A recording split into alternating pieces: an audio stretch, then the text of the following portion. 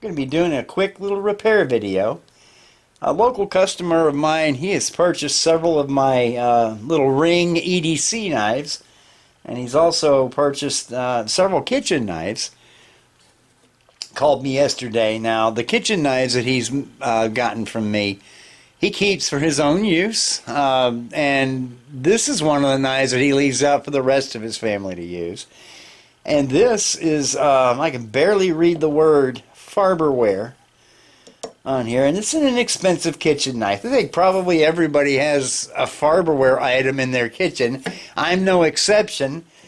In fact, this is a Farberware can opener that doesn't really want to open cans, so I'm trying to figure out a way to make this thing more effective.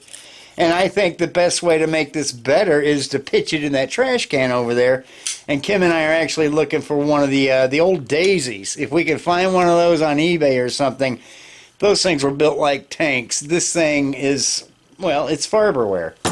As I said, Farberware makes mass-produced kitchen items, and their knives are no exception. I have no idea what kind of steel this is. I do know that the makers of mass-produced knives, machine-made knives like this one, they don't use steel that will damage their tooling. So, you know, this is probably not even as good as 440C stainless. It's probably something less than that. But here's what you get when you use steel like that. Now, he was going down through a rack of beef ribs, and he struck a bone. And when he did, he took that chip out. If you can see right by my thumb, that chip that's out of the edge. And he asked me if there's anything I could do about that. And I said, sure. And it's going to be a quick repair, and I'll show you guys the steps. But yeah, we're just going to, take the profile down till we take that nick out, and then we're going to reform the cutting edge. And in the time it takes me to drink a cup of coffee, which I just poured, we'll have this done and ready for him to pick up, or I may just take it by where he works and drop it off. But yeah, quick little repair, and I'll show you the steps. It's not going to be much, but hey, it's something I can put on YouTube. Alright, so the first step of the process is I take masking tape and I go over each side of the blade. Then I just take a razor blade and I'm going to trim this off down to the profile of the blade. And the reason for the tape, I guess it's twofold. One, so I don't put any machine marks on here that already aren't here. And two, it gives me a surface I can draw on for my new profile. So let me get this trimmed off, and I'll get the new profile drawn on, and I'll show it to you. Alright, so I've got the tape trimmed to the profile, and then I went ahead and penciled in where the new profile is going to ride. So it's going to start right about here. I'm just going to gently take this steel out until that nick is gone, and we won't have altered the shape of the knife too much.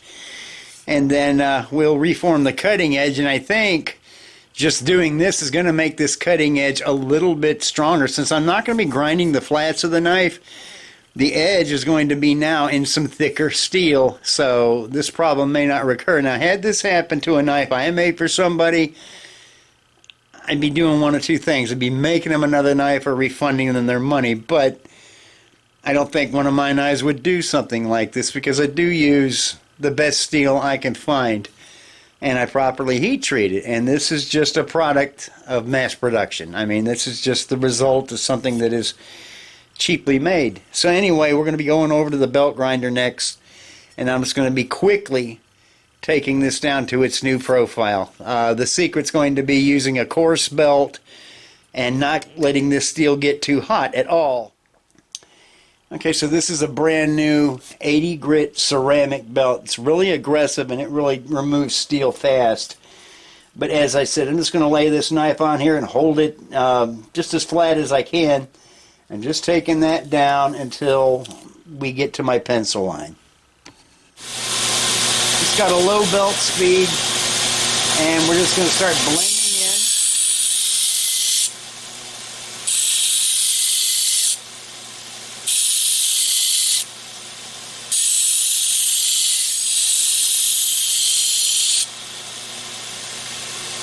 I'm just feeling it to make sure I don't heat it up too much, and I don't feel any heat at all. These ceramic belts don't generate a lot of heat, and it's nice and sharp.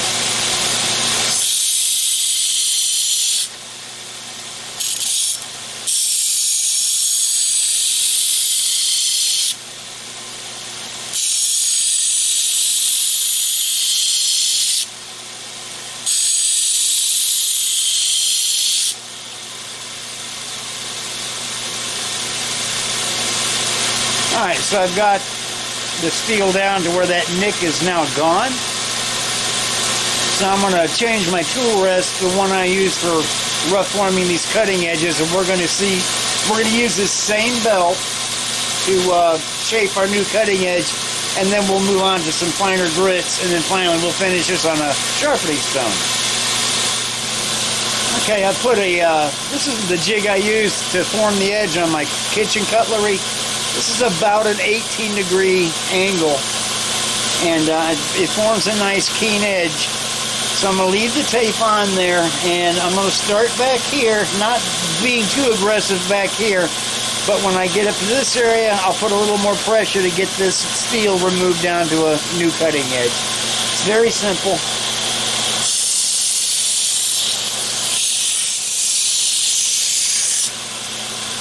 This steel works very easily.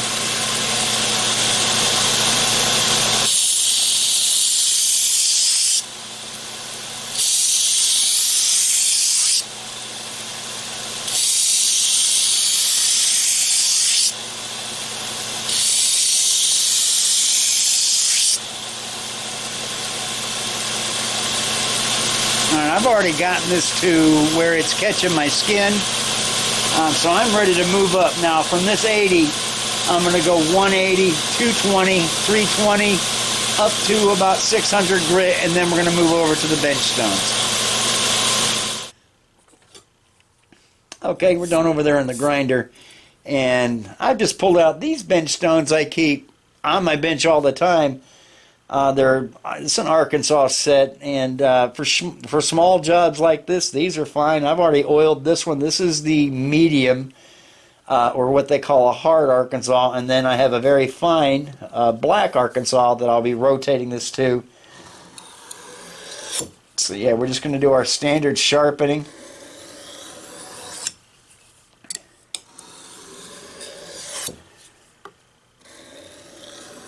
It doesn't take more than a few strokes, and all we're doing really now is just cleaning up with that 500 grit ceramic left, and it doesn't leave much.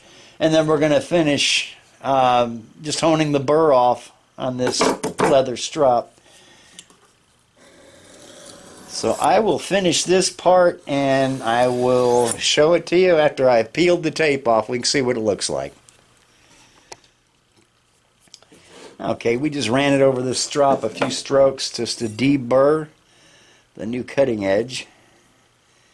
And now, if I can grip this tape, I'll take this off and see what it turned out looking like.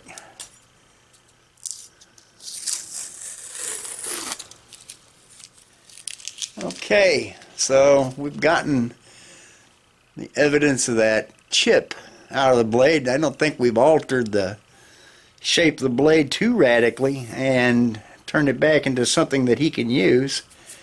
And the new edge is good. In fact, I don't know if you can see my old gray hair, but yeah, that takes it right off. So this is ready for some kitchen service again. Yeah, I just wanted to show you a quick little repair in the time it took to drink a half a cup of coffee. We got this repair finished, so I'm going to let him know that it's finished and he can come pick it up. But yeah, that's one of the early Friday morning jobs. Thanks for joining me, guys, and you have a great weekend.